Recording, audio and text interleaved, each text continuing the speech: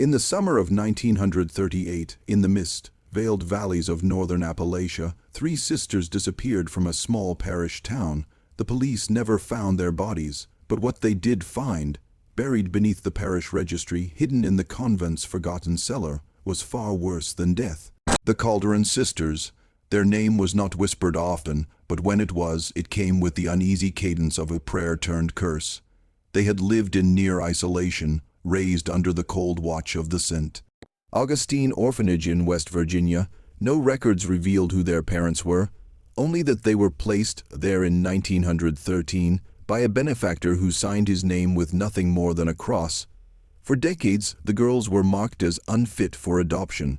Whispers from nuns suggested it wasn't due to health or temperament, but something far deeper, an unspoken condition that stained their bloodline.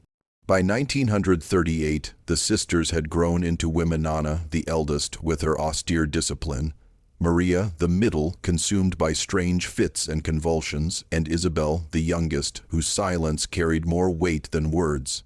Together, they made a pact that horrified the town. They would marry the same man, Father Elias Calderón, a priest expelled from Spain under charges the Vatican sealed in silence. Within months, the Calderón sisters vanished. But the lineage they left behind, the children, pale, identical, unblinking, was what the town could never forget. And though officials swore to burn every record of their existence, one diary remained, bound in cracked leather and found in the walls of the parish rectory. A diary that reveals how an American town became host to the most endogamous family tree the country has ever known. The St. Augustine Orphanage had its rules: prayer at dawn, chores by daylight, silence at dusk. But there was another rule, unspoken, only whispered in the dark halls: do not touch the Calderón sisters. Do not even speak to them after midnight. Anna, Maria, and Isabel arrived without history. Their paperwork was inconsistent, the baptismal record forged, the birth certificates unsigned. Father O'Connell, the parish priest at the time, kept their files locked in a drawer. When he died in 1921, a young nun found the documents scattered on his floor. Claw marks raked across the wood, as if the priest had tried to destroy them in his final breath. The other children in the orphanage spoke of strange visitations. They said the sisters were never really asleep, always awake, always watching, whispering to each other in a language that was neither Spanish nor English. On storm nights, when the rain battered the chapel roof, the sisters could be heard chanting in unison, low and guttural, until the thunder itself seemed to answer back. Those who dared to approach them reported odd changes: nosebleeds that wouldn't stop, violent dreams of fire and blood, or waking to find their mouths full of ash. By the time they were teenagers, no family would take them. Even the most desperate foster parents recoiled, and so the sisters grew up within walls that were not meant to hold them, clinging to one another as if the rest of the world was nothing but intrusion. When asked why they never sought adoption, Anna once replied with a single phrase: because we already belonged to someone. The church never asked who.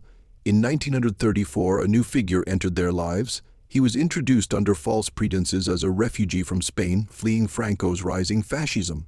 His name was Father Elias Calderón, though his past was carefully veiled. The Vatican had expelled him months earlier for irregularities that were never disclosed.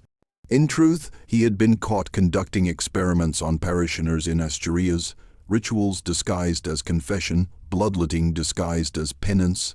The church silenced the scandal, shipping him to America under the guise of charity. When he arrived at St. Augustine Parish, the sisters were already grown. Nana, 22, Maria, 20, Isabel, 18. The bond between them and Father Elias was instantaneous, unnatural. The nuns recalled how the girl's eyes followed him wherever he went, as if they recognized something the rest of the world could not see. Within weeks, they began meeting him in secret. Parishioners saw candlelight flickering in the rectory windows long past midnight, heard voices murmuring in tongues older than Scripture. When questioned, Father Elias claimed he was instructing them in catechism. But no catechism ever required the binding of wrists, the drawing of blood, or the chanting of forbidden psalms. By 1936, the truth could no longer be denied. The sisters were living with him, sharing his home, sharing his bed. The town recoiled in disgust, but the church, terrified of scandal, chose silence. They condemned the whispers as slander, threatened excommunication for those who spoke too loudly. The union was never sanctified, but Father Elias declared it a marriage beyond the laws of men. Soon the sisters bore children, children who looked less like siblings and more like reflections of one another, pale as candle wax, their eyes a cloudy gray. The town began to call them the replicas. The first birth came in winter, 1936. Snow muffled the town, but inside the rectory, screams carried down the narrow street. No midwife was present, no doctor summoned. Only Father Elias and the three sisters were there when the first child arrived. Witnesses recalled the bells of St. Augustine ringing at midnight, though no hand had touched them. When dawn broke, Anna emerged from the rectory holding a child so pale it seemed sculpted from bone dust. His eyes were gray, not the gray of age or storm clouds, but the gray of stone. Within months, more children followed. Maria birthed twins, both identical, down to the scar-shaped mark on their left wrists. Isabel delivered another girl whose silence was so complete that townsfolk swore she hadn't drawn breath at birth, yet she lived. Soon there were 6 children, all eerily similar. The townspeople avoided them, unsettled by their uncanny sameness. School teachers reported that the children never spoke unless spoken to, and when they did, it was always in unison. At recess, they stood apart, their games consisting only of mirroring one another's movements. The priest called them the lineage. He wrote in his diary, "Through them the past is purified. Blood unmixed, spirit unbroken. They are not children but vessels." The nuns at the orphanage whispered something darker. They said the sisters were trying to breed backwards, collapsing the branches of their family tree until only a single root remained. And in that root, Father Elias claimed, lay a truth older than Christ himself. No one outside the rectory ever saw a baptism. The children belonged only to Elias and the sisters. By 1938, the house was full of replicas, silent, staring, multiplying, and then the disappearances began. The first to vanish was a milkman who delivered to the rectory. He was last seen leaving bottles at the gate on a foggy morning in April 1938.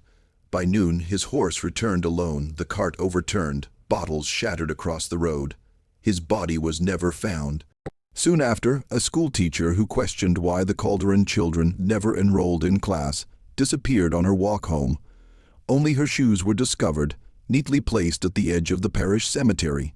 The town whispered that the sisters had struck some kind of bargain, that Elias and his wives were feeding the children not with bread and milk, but with souls. Parish records tell of dwindling attendance. Families moved away in silence, abandoning farms and shops overnight. By summer, St. Augustine Parish had lost a third of its flock. The rectory, meanwhile, seemed fuller every day, the children multiplying as though by design. The neighbors reported lights in the upper windows long past midnight, figures moving in patterns too precise to be ordinary life. Chanting could be heard from the basement of the rectory, accompanied by the low beating of drums no one admitted to owning. Fear gripped the town. Men gathered in the tavern, drunk on rye whiskey and anger, whispering plans to burn the rectory. But every time such a mob began to form, something intervened. A sudden illness sweeping through their families, a fire breaking out in their barns, or a child going missing. The priest's sermons grew more cryptic. He spoke of a return to origin, a pruning of history, a family line so pure that time itself could not fracture it. And always, as he spoke, the replicas sat in the pews. Perfectly still, perfectly silent. The rectory had a cellar few had ever entered. Built of stone older than the parish itself, it was said to predate the church, a remnant of the first settlers. Father Elias kept it locked at all times, the iron key chained to his waist. But children in the town whispered of sounds that came from beneath the ground, moaning, scratching, the faint clatter of chains. Some swore they smelled iron in the air when they passed, the unmistakable sting of blood. One night, a drunkard broke into the rectory, hoping to rob the priest. He forced open the cellar door and stumbled inside. By dawn, his body was discovered in the parish courtyard. His eyes had been removed neatly, surgically, with no blood spilled on the cobblestones. His tongue was gone. His hands were bent backward, bones cracked at impossible angles. Father Elias called it an unfortunate accident. The sheriff, already weary of the church's influence, nodded and closed the case. But the diary Elias kept tells another story. The blood must be preserved, the circle must never break. In the chamber below, the vessels are emptied so the root may deepen. Their silence feeds the children. The sisters were seen carrying buckets into the cellar at night. Buckets that sloshed red when the moonlight hit them, buckets that never returned full. The cellar became the heart of their secret, and those who tried to look inside never left unchanged. By midsummer 1938, it wasn't just adults who vanished. Children, too, began to disappear. A boy walking home from catechism, a girl sent to fetch water, another who had gone to pick berries in the woods. Their families searched the forests, combed the riverbanks, lit lanterns through the night. Nothing, no bodies, no clothing, only the echo of names shouted into the dark. And yet, whenever a child went missing, a new Calderón infant seemed to appear. Parishioners whispered of women's screams heard in the rectory at night, followed by the wailing of newborns by dawn. The sisters never left the rectory during these times, yet somehow their number grew. One grieving mother claimed she saw her missing daughter standing in the rectory yard, but when she called the child's name, the girl turned. Her face was blank, her eyes gray, unblinking, identical to the others. The mother never spoke again.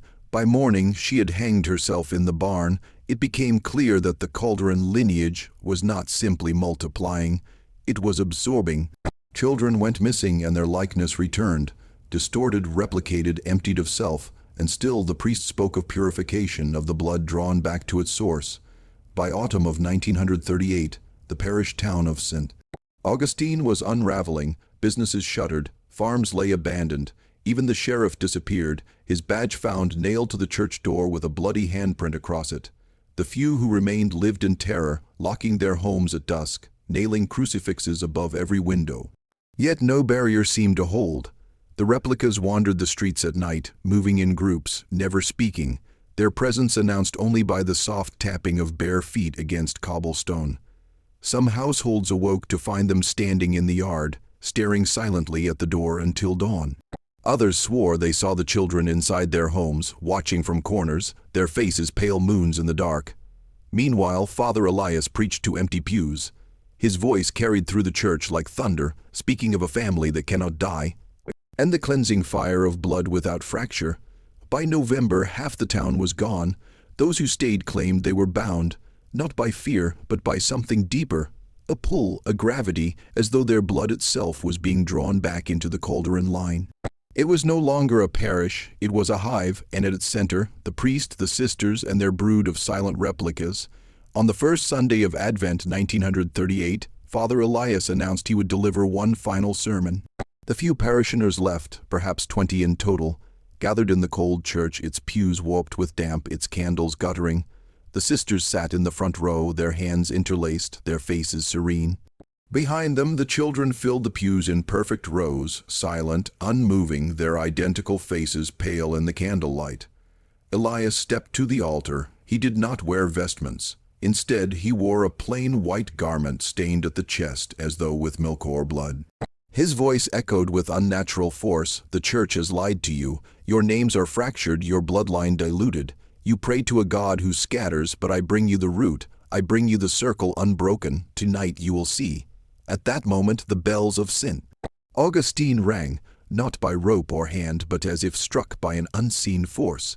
The sound rattled the walls, and several parishioners fled. Those who remained swore the children began to hum, a low vibration that shook the pews.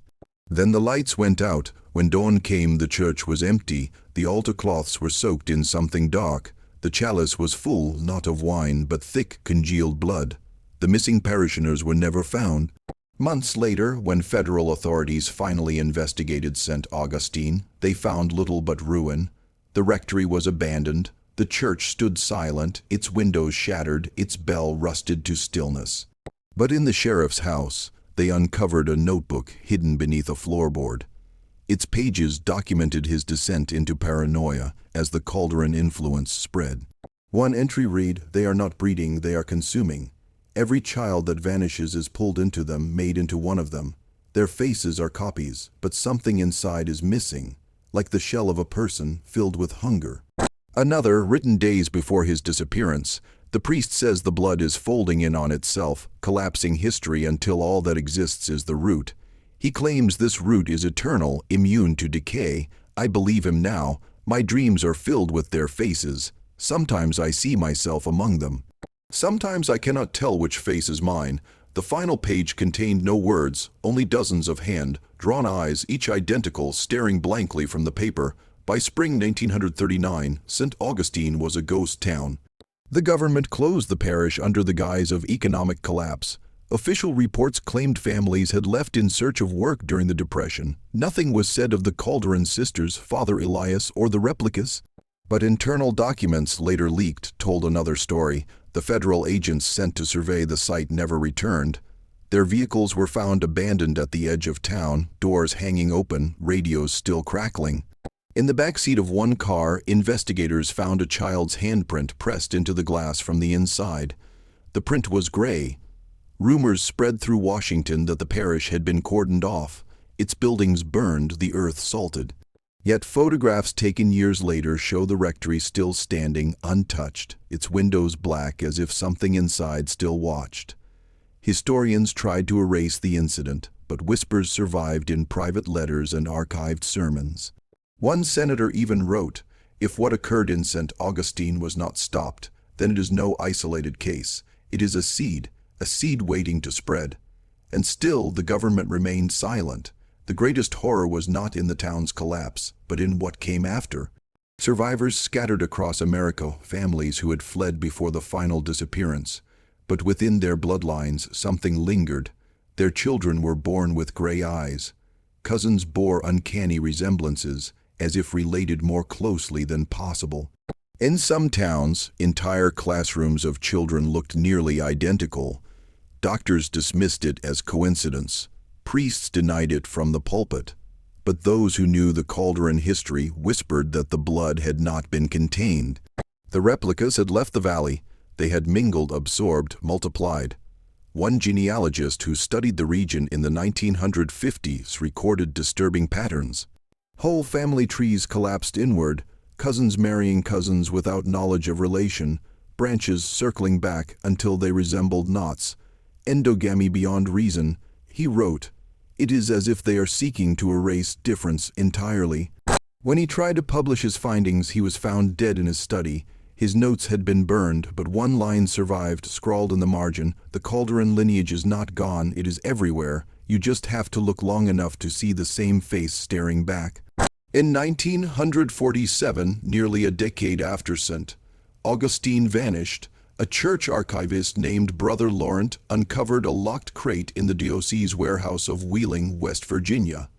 The crate was marked with a burned cross and sealed with wax. Inside were the confiscated belongings of Father Elias Calderón, letters, a diary, and a collection of parish birth records. Brother Laurent read through them obsessively, piecing together the fragments of a truth long buried. But soon he began to change. Colleagues said his eyes grew pale, his speech fractured, as if he were reciting prayers backward. One night, he staggered into the chapel, screaming that the root has no beginning, no end, only itself. He was committed to an asylum in Pennsylvania. Before his death, he left behind a single page of notes. The sisters were not chosen. They were prepared. Elias did not make them. He found them. The blood had already begun folding inward before he arrived. His task was only to accelerate what was already inevitable. The diocese destroyed the documents soon after, but copies survived, hidden in private collections, traded among historians like contraband. Each retelling carried the same warning: to look too closely at the Calderón lineage is to see yourself dissolve. Among the salvaged records was a parish registry unlike any other. Instead of spreading outward across generations, the family names looped back, folding inward, repeating endlessly. Fathers were also uncles, sisters became mothers, cousins became spouses. The handwriting grew more frantic as the years advanced, names crossing themselves like tangled roots. At its center, one name appeared over and over again, Calderón, but in later pages, investigators noticed something stranger. Their own surnames began to appear in the looping tree, names of agents, archivists, even priests who had handled the document, as though the act of reading itself had pulled them into the lineage. One archivist burned the pages, only to find the same names appearing in his private Bible the next morning. Another shot himself in the church basement. On the wall beside his body, written in his own blood, was the phrase, "You cannot step outside the route. You are already in it." In 1951, an audio engineer cataloging old church reels stumbled upon a wire recording labeled only St. Augustine, December 1938. It captured what seemed to be a mass led by Father Elias. At first, the voices were clear, Elias preaching, the sisters chanting, the children humming in low tones. But as the reel advanced, the sound grew distorted. The hum deepened into a vibration that shook the speakers, warping into a frequency below human hearing. Dogs in the building howled. The engineer's nose began to bleed. When the reel was played backward, the humming transformed into words, voices layered over one another in impossible synchronization. The phrase repeated endlessly, "We are the same, we are the same, we are the same." The engineer destroyed the reel the next day. But colleagues said he was never the same man. He spoke less, avoided mirrors, and within a year was found wandering the streets, repeating only one phrase, "They are still singing." In the late 1950s, scattered reports emerged from towns across Appalachia. Family in Kentucky with 6 children, all identical though not twins. A small school in Ohio where every girl in one grade had the same gray eyes. A mining town in Virginia where workers swore that brothers married sisters without realizing they shared the same blood. The Calderón name was rarely spoken, yet the symptoms were unmistakable. Endogamy spreading like a hidden contagion, collapsing branches of family trees until entire towns began to resemble one another.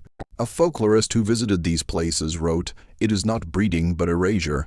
They are removing difference, peeling away variation until only one face remains. It is not incest, it is reduction." He never published his research. He vanished on his return journey. His notes, found scattered in his abandoned car, ended with one final line, "I looked into a child's face and saw my own staring back." In 1962, a seminarian at a Jesuit college in Maryland uncovered a sealed envelope inside the library's rare book collection. The letter, dated 1939, was written by a priest stationed briefly in St. Augustine before its collapse. The priest described being summoned to the rectory by Father Elias himself. There, in the candlelit cellar, he witnessed the sisters and their children gathered in a circle. The children did not blink, they did not breathe, yet they hummed as one. Elias had turned to him and spoken calmly, "You fear sin, but sin is only fracture. To be whole is to be one is to be God." The letter ended abruptly with 3 words scrawled in panic, "They are merging." The seminarian who found the letter disappeared weeks later. His classmates recalled that in his final days he often sat staring at his own reflection, whispering, "It looks back differently." In 1974, a historian researching Appalachian ghost towns uncovered a box of photographs in a county archive. Most showed abandoned farmhouses and decayed chapels, but one image chilled him to the bone. It depicted a group of schoolchildren standing in front of St. Augustine Parish in 1937. At first glance they appeared ordinary, but on closer inspection every child had the same face, not similar, the same. Even more disturbing, among the children stood the historian himself, the same jawline, the same gray eyes, the same expression, yet the photo was dated decades before his birth. He burned the image, but the negative survived. Years later, archivists who viewed it reported the same phenomenon. Each saw their own face among the children. Today, the ruins of St. Augustine Parish are fenced off, marked as unstable and unsafe. Officially, no structure remains. Yet travelers who wander too close describe hearing the faint toll of a bell, though no bell tower stands. Genealogists warn of anomalies in family records across Appalachia towns where surnames fold back on themselves, where cousins are indistinguishable from siblings, where every birth seems to echo another. Doctors, too, whisper of children born with unsettling similarity. They blame genetic bottleneck, but never explain why the phenomenon recurs across states, across generations. Always the same gray eyes. Always the same blank reflection. Some claim the Calderón Sisters never died, that their bloodline dissolved into the veins of the nation itself, that every face we meet is a mirror, a reminder that difference is thinning, and that soon perhaps all of us will look the same. The story of the Calderón Sisters is not recorded in textbooks, it is not preached from pulpits. It lingers only in whispers, in burned records, in the gray-eyed children who walk unnoticed among us. We are told it was an isolated horror, a forgotten parish, a ghost town swallowed by time. But what if it was not a place but a process, not a story but a seed? Think of your own family tree, the photographs in your attic, the faces of grandparents, cousins, siblings. How often have you remarked that they resemble one another more than they should? And when you look in the mirror, do you ever feel that the face staring back is not entirely your own? The Calderón Sisters shared a husband, but what they truly shared was a hunger to collapse the world into a single reflection, a lineage without fracture, a bloodline without end. And if their children still walk among us, then perhaps it is already too late. Because one day you may wake to find that every face you see, on the street, in your home, even in the glass of your own reflection, is the same, the circle complete, the root eternal.